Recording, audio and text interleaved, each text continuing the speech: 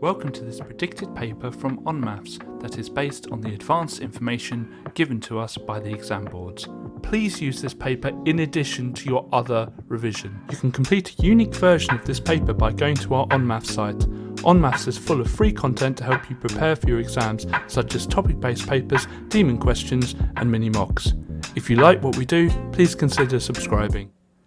So we have an original amount, and this represents 100% of the original amount. The new price, new amount, represents 113% because it has said that it has gone up by 13%. So it has increased by 13%. And as a value, that increase is £1,287. So it's 13% of the original. It's gone up 13% of the original price. So what we're going to do is we're going to work out what 1% of the price increase is. Instead of 13%, we're going to work out what 1% is. And we're going to do that by dividing the amount by 13. And we get 99. So 1% represents £99. So 1% of the original represents £99. But the new amount is 113%. So we need to times the £99 by 113, which gives us £11,187. So the picture is now worth £11,187. Just like when you're simplifying fractions, you can't have decimals at the top and bottom. You can't have decimals at the top, at the left and right of a ratio. So we're going to have to get rid of this decimal. And the way we're going to do that is just simply times each side by 10. And that will leave 4, and that will be 60. Now we can simplify this further, because I can divide left and right by 2. So that would be 2 to 30. And I can actually do the same again. I can divide them by 2 again. And that would be 1 to 15. Now you might have just divided by 4, and that would also give the right answer. In fact, there's a couple of different methods that you can get the same answer with. We need to first of all work out the theoretical probability. And to do that, we do the successful outcomes over the total number of outcomes. So here we're asked, it lands on a red is successful, so that's going to be 15 over the total amounts. That'd be 40 plus 30 plus 15, which is 85. Okay, now to find the expected amount, it's just the theoretical probability, which is 15 over 85, times the amount of trials, where it says it's spun 500 times. We just go times it by 500. And we get the answer of 88.235, blah, blah, blah. And we're always going to round that down. Okay, so if it's 88.9, we're always going to round it down to 88. Only when it gets to 89 do we write 89. So our answer is that we're expecting roughly 88. So we've got to first of all find out what the gradient is for our graph. So we'll just go pick 2 points and draw a triangle between them. So I'm just going to pick this point here and this point here. There's no reason I picked those, just pick those at random. And we look at how far it's going to cross. So it's gone across 10. How far it's gone up. So it's gone from 24 to 36. So it's gone 12 up.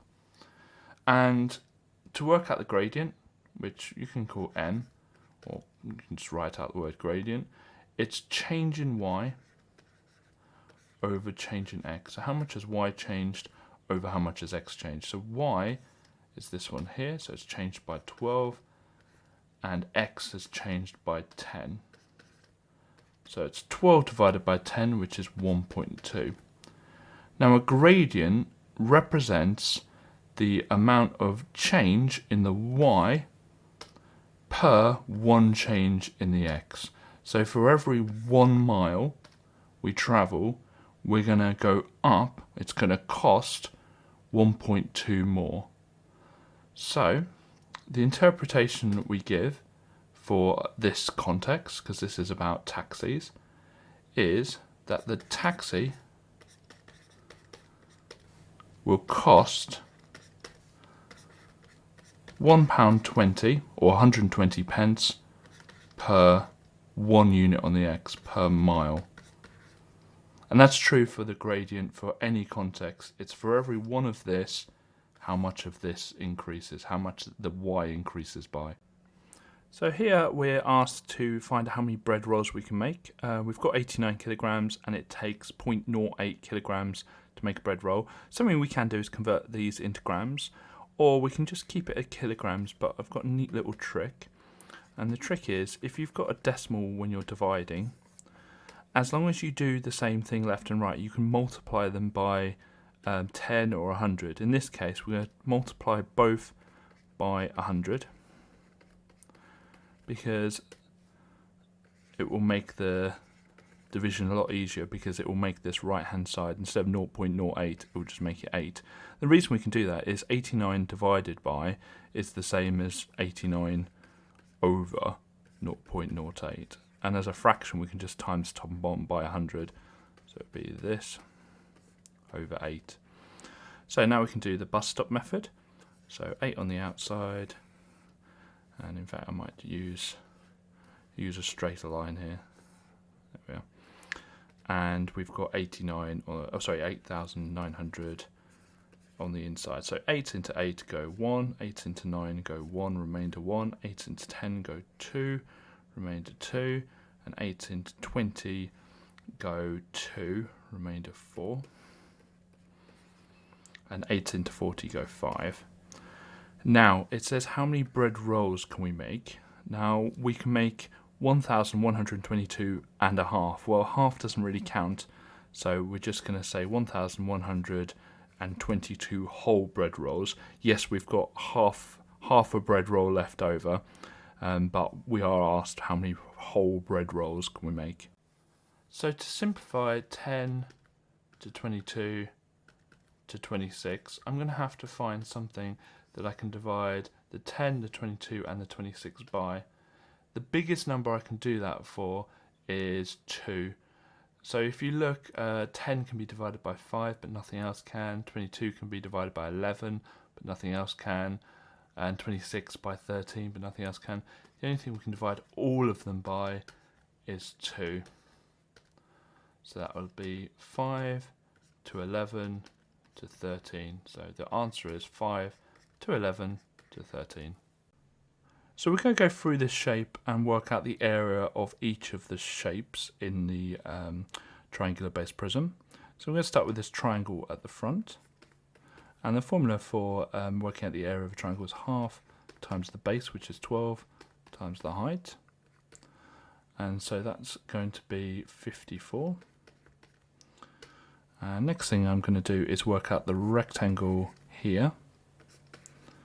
And so the width of it's 23 and the length is 15. So we're going to do 23 times 15, which is 345. We're going to do the base of the triangle, or rectangle, sorry, at the bottom. And so that is going to be 23 times 12. And that is 276. And the next thing we're going to do is this rectangle at the back, which is going to be, I'm going to call D, and that is going to be 9 times the width, which is 23. So that's 207. Now we do have another triangle, but actually that's the same as A. So when we're working out the surface area, we're going to do 2 lots of A plus B plus C plus D. And that gives us 936. So the answer is 936 centimeters squared. So we need to first of all work out the amount of machine minutes it takes to make a toy. And what we do is we multiply the amount of machines by the amount of minutes. So 5 times 40, which would be 200. So if we had one machine, it would take 200 minutes to create one toy. Here we're asked, well, okay, what if we wanted a toy every 8 minutes? So we get the 200 and we divide it by 8. And when we do that, we get 25.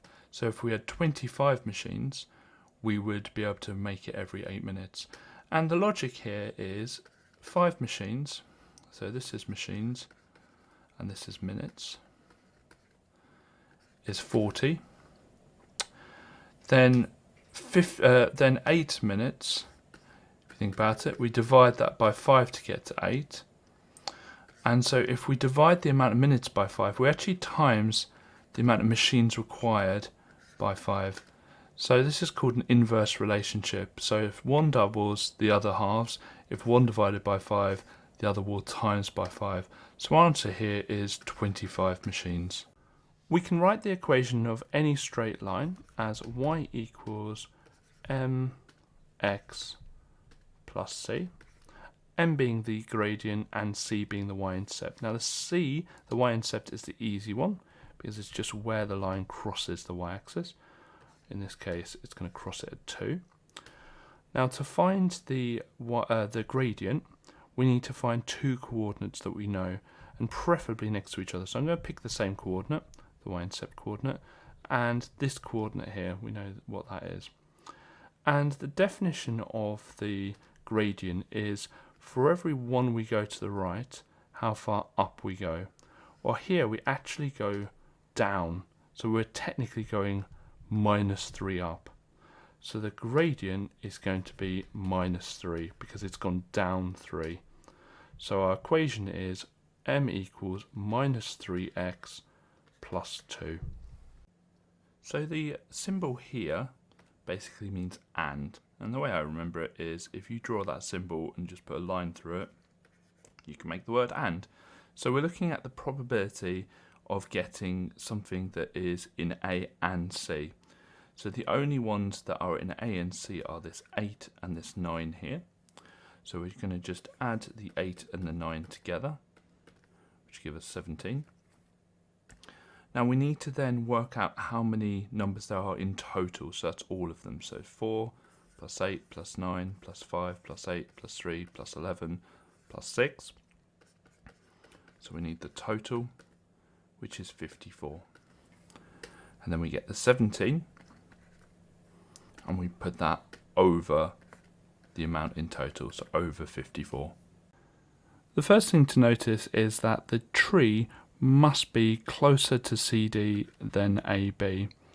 So if we draw a line across the middle, it can't be in the top bit because that would be closer to line AB. The second piece of information that is given to us is it must be at least 11 meters away from point C. So we get our compass out and measure 11 centimeters, or whatever the scale we're using in this diagram is, and we draw a quarter circle from C. And it says shade the region that it can be planted. So this is the region that represents closer to line CD than AB, but also not within 11 meters of point C.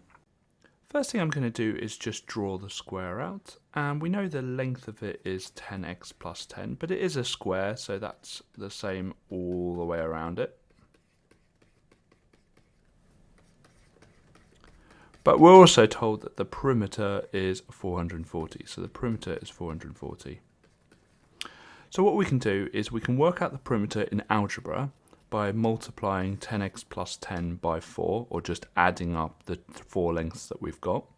So we're going to do 4 times 10x plus 10.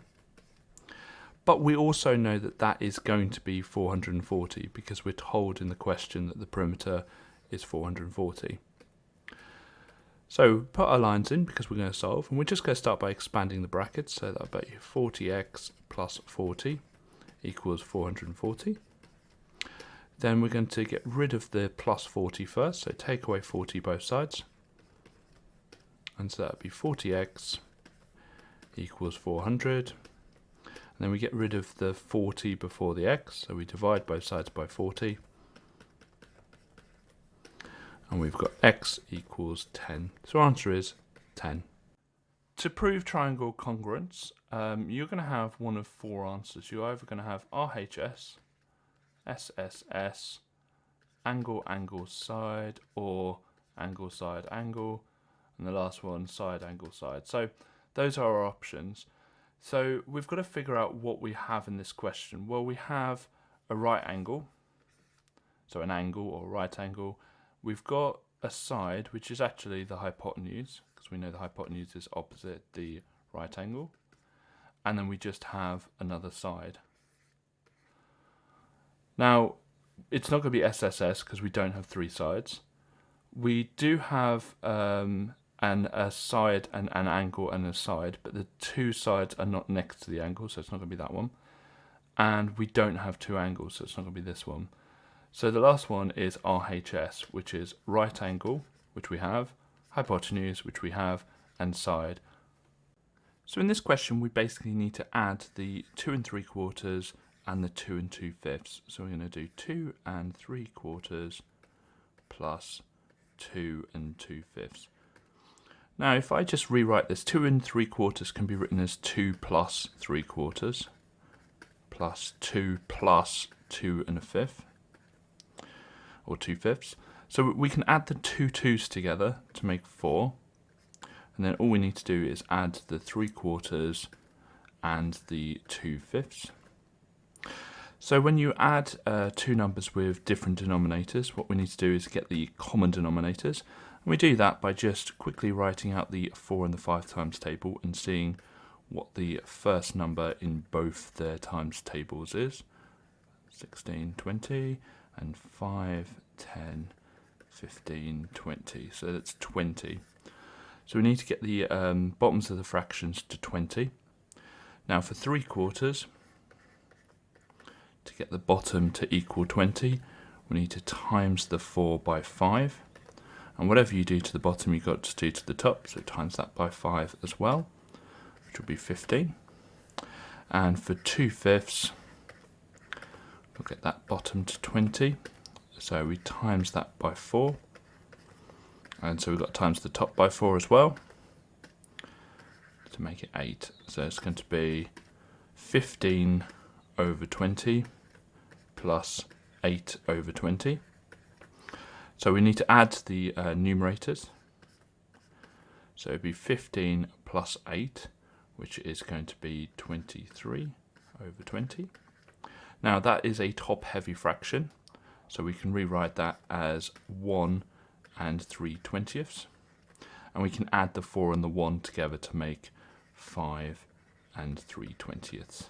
So the answer is 5 3/20. So to answer this question, you need to just know the answer off by heart. There is a diagram that can help us actually get there. And if we just draw a right-angled triangle, and put the lengths as 1, got right angle here, we can use Pythagoras, a squared plus b squared equals c squared, to work out the fact that this is going to be root 2. Because it's an isosceles triangle, this angle here is going to be 45 degrees, and same with the bottom right one, but we're not interested in that. When we label it with our marked angle here, we've got the adjacent is here, and the hypotenuse is here. Now we know from trigonometry that cos x equals a over h. The angle is going to be cos 45, and a is going to be 1, and h is going to be root 2. Now, this is a bit of a strange one with 1 over root 2, because we need to actually be able to rationalise the denominator. And basically what that means, if you haven't done Surds yet, or you aren't doing Surds, is you times top 1 by root 2. And so we end up with root 2 over 2.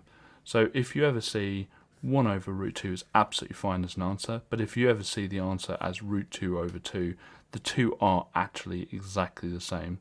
So writing 1 over root 2 is fine, or writing root 2 over 2 is also correct. when we multiply numbers, it doesn't actually matter which order we multiply them.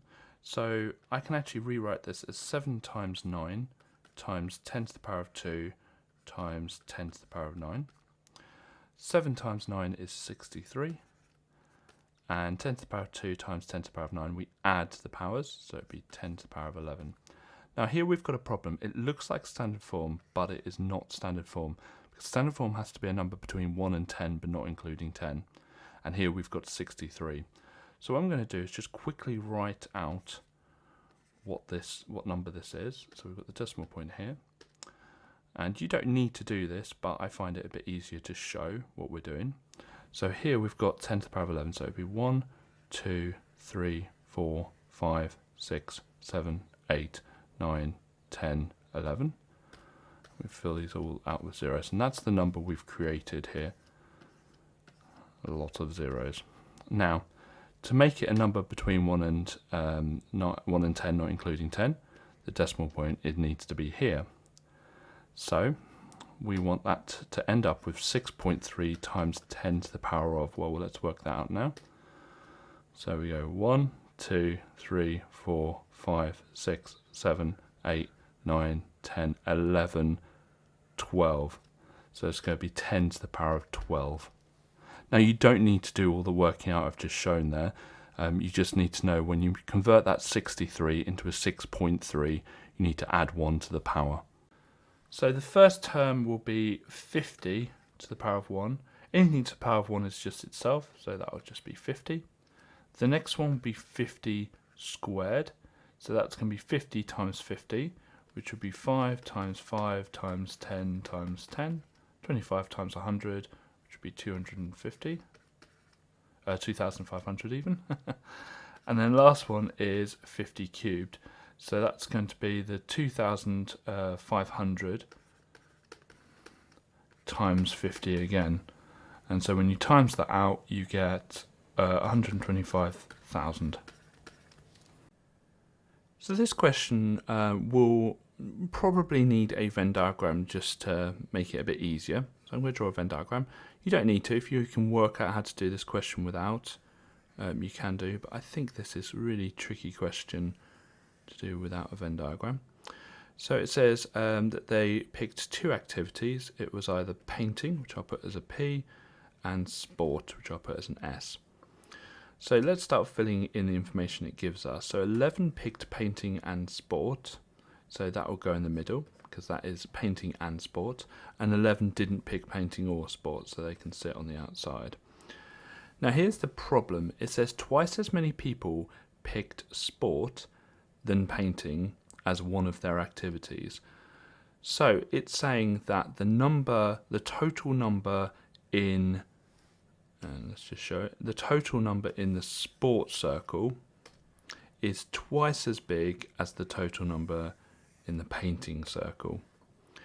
Now, what we can do is we can say, okay, so if the painting we label as X, then the sport will be 2X.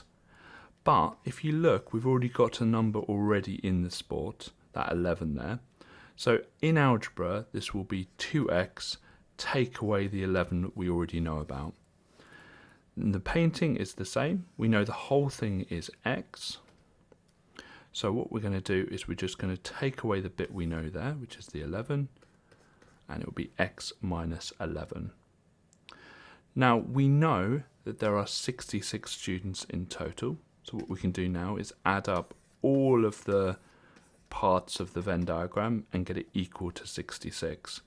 So x minus 11 plus 11 plus 2x minus 11 plus 11, and all of that will equal 66. This is going to be some solving, so we're just going to put our lines in. Now here we've got x plus 2x, which is 3x. And if I put my tool right, there we are. And we've got minus 11 plus 11, minus 11 plus 11. Well, those just cancel out. So we're left with just the 3x equals, and then 66. I'm going to divide that 3 both sides. So we've got x equals 22. So if we go back to our Venn diagram now, we can fill in the blanks. So instead of x minus 11 there, we've got 22 take away 11, which is just 11. Instead of 2x minus 11 there, we've got 22 times 2, which is 44 take away 11, which will be 33. So it says, find the amount that picked sport and not painting, which is this 33 here.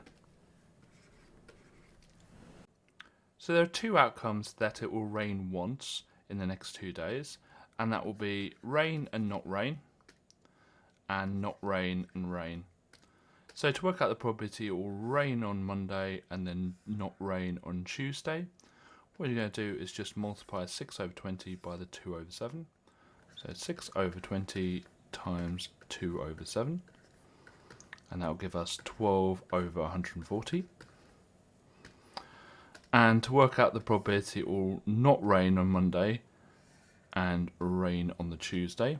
We're just going to multiply the 14 over 20 by the 5 over 7. And so that would be 14 over 20 times 5 over 7. And that will give us, 70 over 140. Now we're looking for the probability it will rain and not rain, or not rain and rain. The word or in probability means add, so we're going to get that 12 over 140 and add it to the 70 over 140, and that will give us 82 over 140, and then we can cancel that down to 41 over 70. First thing we notice is that there is a square here, so we can work out what this length is going to be. It's also going to be 40 centimeters. And whenever we're working out the area of a shaded area, we're normally working out the area of two shapes and subtracting one from the other. And this question's really no different. So we're going to start off working out the area of the square. And all we need to do now for that is 40 times 40, which will be 1,600 centimeters squared. I normally only put units in our answer. The next thing we're going to do is work out the area of the circle, but to do that we need to work out what the diameter of the circle is, and if you notice that the diameter of the circle is just 40 degrees. It's the same as the width of the square, or height of the square. So if the diameter is 40 degrees, the radius would be 20 degrees. So for the circle, for the area of the circle, we're going to do pi times the radius, which is 20 squared, and 20 squared would be 400, so this will be 400 pi. This question's asking us to leave it in terms of pi, so we're going to do that. Now next we're going to work out the all of the corners, so that includes these three here and this one. So I'll say, like, I don't know, 4 corners. Just try and explain to the person marking my exam what I'm doing. And to do that, we're just going to do the square, take away the circle. So 1,600 take away 400 pi. Now we can't actually do anything more than that. That is our answer. So it's just, we just leave it at that. And to work out just the shaded bit, which is this bit here, they are 4 equal amounts that we've got for these corners. So just one corner, which is the shaded bit, will be the 4 corners divided by 4. Now we've got a kind of fraction here. We can divide all of the terms by 4. So that will leave 1 at the bottom, 100 pi here, and this will be 1,600 divided by 4 is 400. So we're just cancelling the fraction, and actually we leave it as 400 minus 100 pi, and that indeed is our answer. You can't simplify that any further. With this question, you've just got to know what the different functions look like. So with C and D, we've got quadratic functions. One's a positive quadratic, which is a U shape. One's a negative quadratic, which is a kind of upside down U shape or an N shape. And here we don't have that, so we can get rid of those in our thoughts straight away. A is a positive cubic, which goes up, then down, then up again. And B is a negative cubic, which goes down, up, and then down again. So this one here goes up, down, up again. That's going to be a positive cubic. So our answer is A. So we've got to first of all understand what standard form is. And standard form is a number that is between 1 and 10, but not including 10, times 10 to the power of another number. So to find out what the numbers are going to be for our standard form, we're going to just write down the decimal first, so 0.098. And we've got to put a decimal point in somewhere to make this a number between 1 and 10. So if I put it in here, that would make it 9.8, and we're ignoring the zeros to the left-hand side. So we know that our standard form is going to start off with 9.8 times 10 to the power of something. Now this times 10 is always going to be there. It's never divided by 10 or anything like that. It's always times 10. Next, we've got to find out what the power is going to be. So first of all, if it's a small number, if it's a number less than 1, which this is, it's a small number, it's going to be a negative power. And the next thing we do is work out how many jumps we had to do. So it would be 1, 2 jumps between where the decimal point was and where it is now. So 2 jumps means it's going to be to the power of -2. So we're looking for the acceleration between 3 and 5 seconds. And acceleration is calculated by the change in velocity. So we're going to see how much the velocity's changed. So it started at 90 and it's gone up to 200. So that would be 110 over the time. Now the time is 2 seconds. So it's going to be 110 divided by 2, which is 55.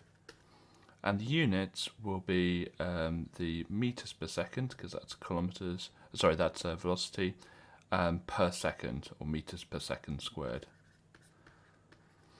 And so it's 55 meters per second squared.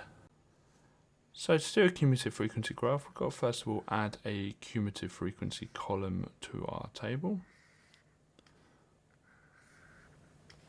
And cumulative frequency is just a running total.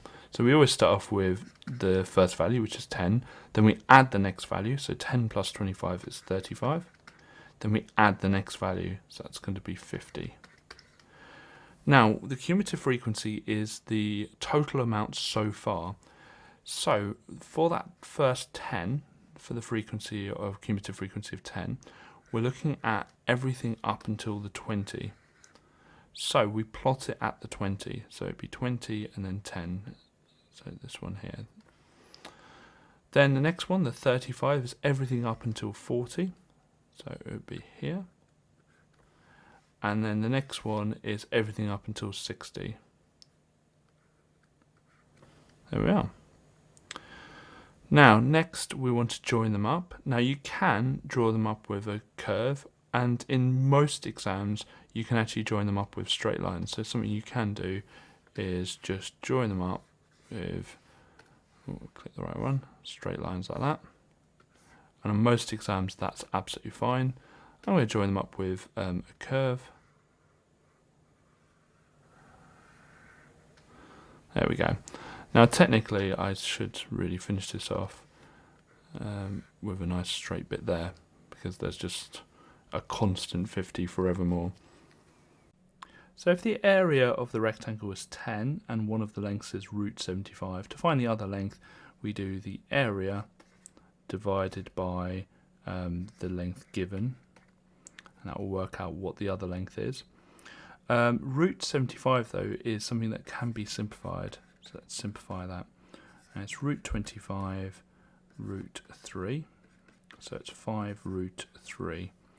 So this equals 10 over 5 root 3. Now notice top and bottom can be simplified, so that becomes 2 over root 3. And we're asked to rationalise the denominator, so we're going to times this by root 3 over root 3. And so we end up with 2 root 3 over 3. So our answer is 2 root 3 over 3. I'm going to start by just drawing the line y equals minus 2. So the line y equals minus 2 will be a horizontal line at minus 2, which will be down here. Next we're going to do the line x equals minus 1, and that will be a vertical line at minus 1. Now here's a bit of a problem. We've got no equal to underneath it, and whenever we don't have an equal to, we do a dash line. So we're going to do a dash line here.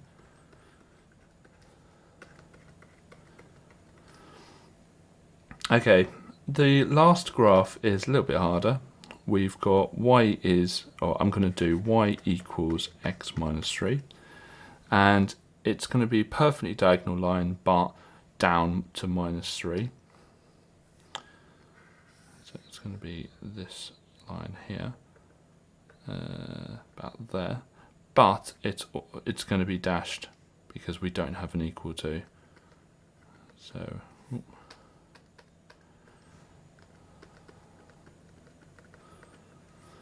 it's going to be a dashed line like that. So if they have an equal to underneath, then it will be a solid line. If they don't have an equal to underneath, it will be a dashed line. Okay, now we've got to work out where the region is. So we've drawn the lines, and the lines are either dashed or solid, and so they're perfect, but we've got to work out where the region is. So we can see on the first one that y is greater than or equal to minus 2. So it's going to be above this line. Okay. You can see on the next one that x is greater than minus 1, so it's going to be this side. So we've already narrowed it down to somewhere in this region here. And here we're given that y is greater than x minus 3. So what we do here is we pick a point. So I'm going to pick a coordinate, and I'm going to pick 0, 0. 0, 0 is always my go-to one. Write out the equation, and I'm just going to put a box here, so x minus 3, and fill in the coordinates for 0, 0. So 0, blank, 0 minus 3, 0, blank, 0 take away 3 is minus 3. So what is 0 compared to minus 3? Well, 0 is greater than minus 3. And therefore this coordinate is on the correct side, because if we look, we've got y is greater than x minus 3 is our region that we're looking for. So we're looking for that, that's good. And so our region will be anywhere in this bit here. Anywhere at all. And you're asked normally to mark it with an R. I'm kind of colouring it in just because your R can be anywhere within this region. It can actually be at 0, 0. Anywhere within the yellow region would give you the mark. We're going to write this out again just to give us a bit more space. So we've got s equals 4 minus 13t over t minus 5. I'm going to get our lines in. Okay, so the first thing I need to do is get rid of this fraction. Always get rid of any fractions. I'm going to do that by multiplying both sides by t minus 5. So we're going to end up with s brackets t minus 5 equals 4 minus 13t. I'm going to break open those brackets just by multiplying them out. So it's st minus 5s equals 4 minus 13t. And the objective here is to get all the t's on the same side. So I'm going to add the 5s and I'm going to add the 13t. So add 5s and then add 13t. And so effectively we're just moving this on the other side and this on the other side. So we're left with st plus 13t equals 4 plus 5s. Now when we've got the t's on the same side, we can factorise out the t's. So t bracket s plus 13 equals 4 plus 5s. And then we can get rid of this by dividing both sides by s plus 13.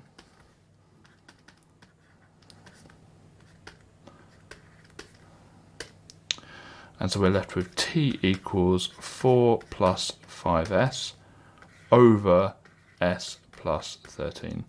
So our answer is 4 plus 5s, all of that over s plus 13. And it can be either way around, so I could have 5s plus 4 over 13 plus s, or anything like that. To find the distance or displacement on a velocity time graph, we're actually going to find the area underneath the graph.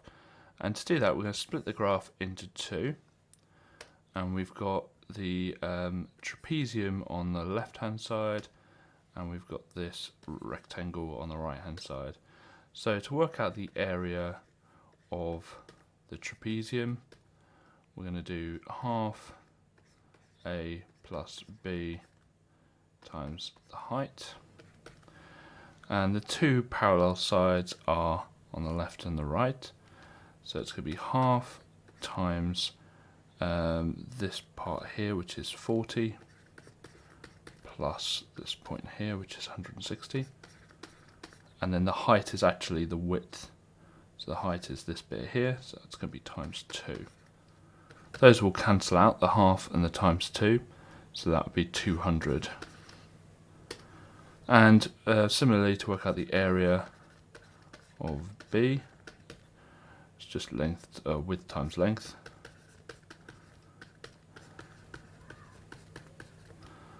So that's going to be 3 wide, and again 160 tall. So 3 times 160, which would be 480. And so we need to work out the total area.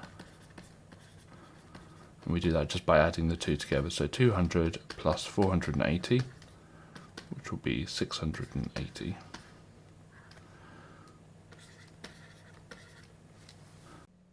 I'm going to start by getting x equal to the 0.847 recurring.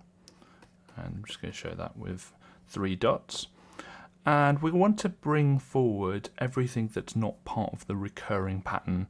So what I'm going to do is I'm going to find out what 10x is. And that's going to be 8.4747. So what I've done is I've just got the recurring pattern after the decimal point.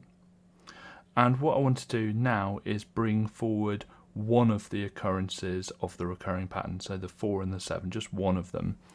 So we're going to times it by 1,000, we'll find out 1,000x, and so it'd be 847.4747, etc., etc. Next, I'm going to take away everything. So 1,000x take away 10x, and that's going to be 990x, and then 847.4747, etc. Take away 8.4747, etc. is just going to be the same as 847 take away 8, because the recurring stuff will just cancel each other out. So 847 take away 8 is 839. And now I'm just going to put my lines in. And so what I'm going to do now is just divide both sides by 990. And so on the left hand side we've got x, and on the right hand side we have 839 divided by or over 990. So as a fraction it's going to be 839 over 990. When asked to simplify a fraction, we need to find a factor at the top and the bottom of the fraction to divide out. So we're going to start by factorising these fractions, and I'm not going to go into how to factorise quadratics because we've got plenty of other videos on the site that go into that. But when you factorise the top, you get 3x plus 4 and x minus 5. And when you factorise the bottom, you get 2x minus 1 and x minus 5.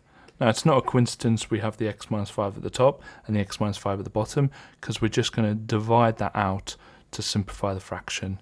So we're just going to divide that out. That will make that convert it into 1, and 3x plus 4 times 1 is just 3x plus 4, and same with the bottom.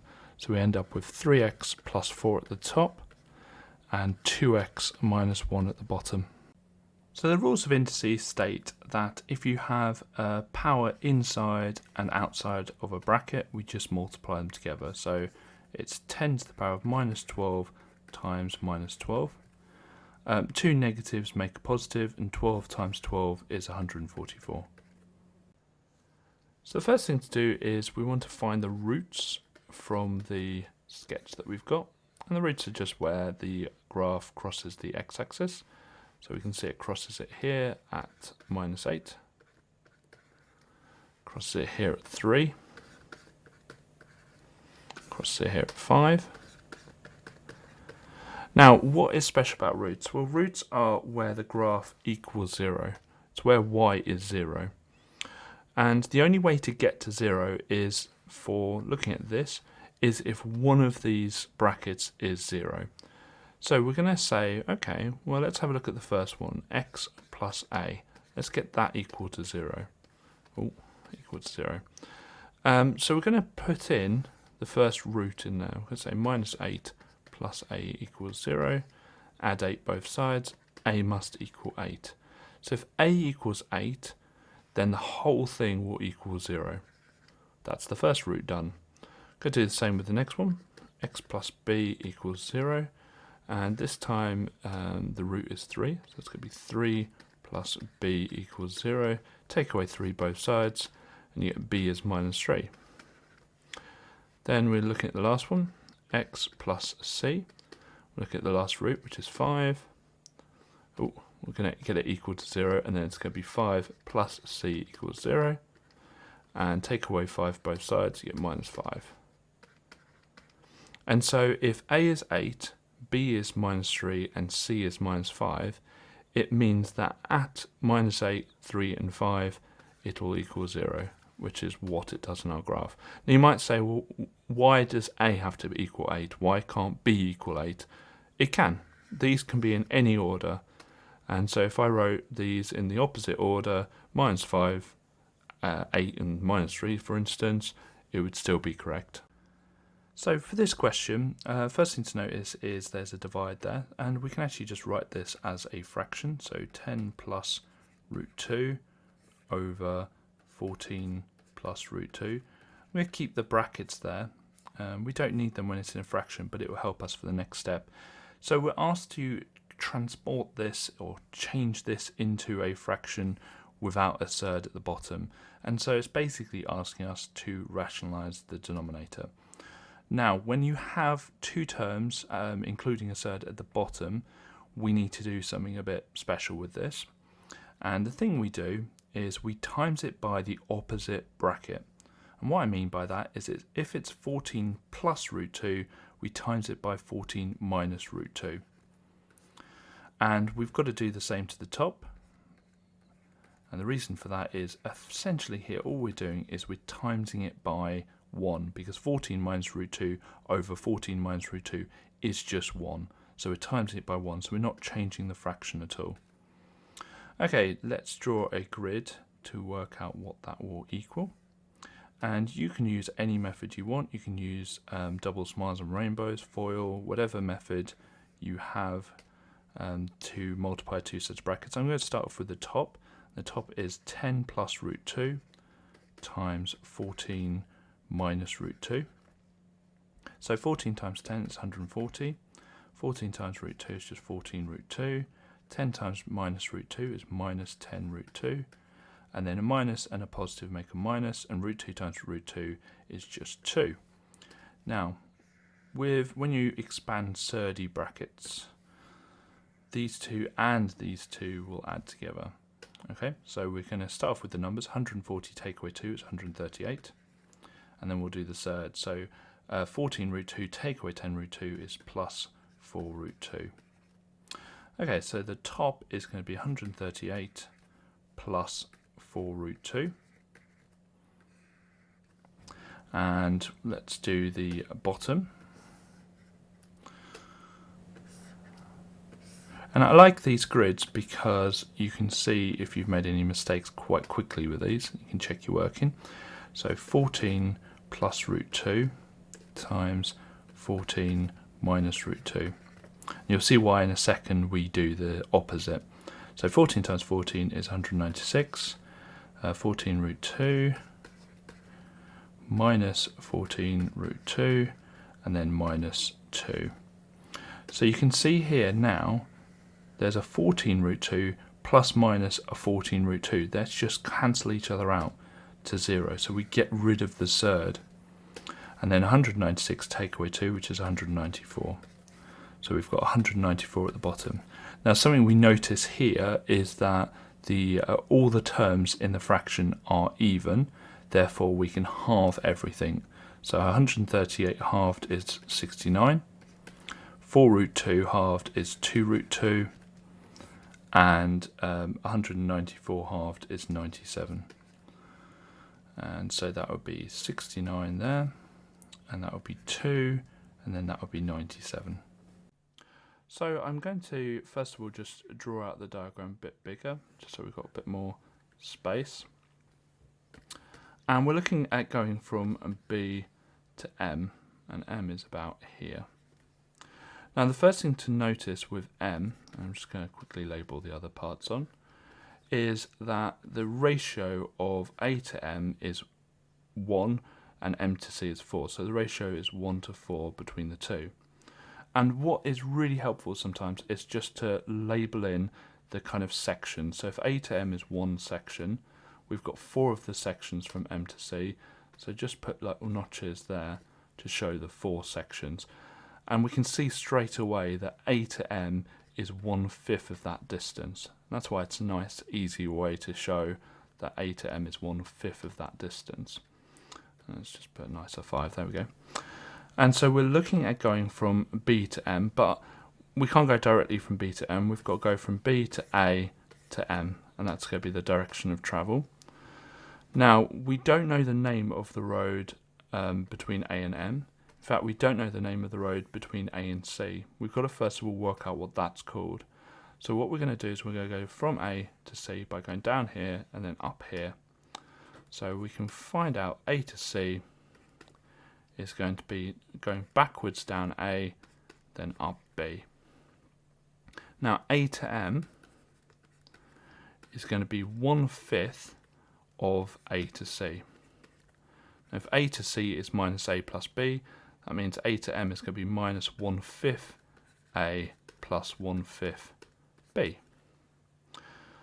Now we're asked for the vector B to M, and we know that that's going to be B to A plus A to M.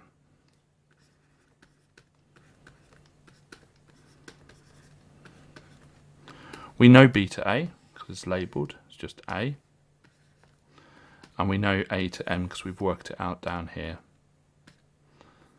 And it should be minus, let's get rid of that, because we know it's going to be minus 1/5 A plus 1/5 B.